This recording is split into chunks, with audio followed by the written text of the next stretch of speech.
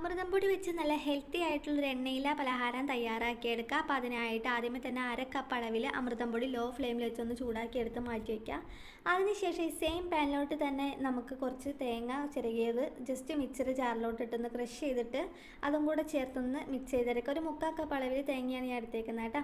നല്ലപോലെ ഇതിലത്തെ വെള്ളമൊക്കെ ഒന്ന് വറ്റി വരുമ്പോൾ നമുക്കിതിലോട്ട് ഒരു അച്ച് ശർക്കര 1/4 കപ്പ് വെള്ളത്തിൽ ഉരുക്കി അരിച്ചെടുത്തേക്കുന്നതും കൂടെ ചേർത്ത് നല്ലപോലെ മിക്സ് ചെയ്തെടുക്കുക. അതിൽ നല്ലൊരു ഫ്ലേവറിനായിട്ട് 1/2 ടീസ്പൂൺ ഏലക്കയും പഞ്ചസാരയും കൂടെ കൂട്ടി പൊടിച്ചതും ഒരു നുള്ളുപ്പ് മധുരം ബാലൻസ് ചെയ്യുന്നതിനായിട്ട് ചേർക്കുന്നുണ്ട് കേട്ടോ.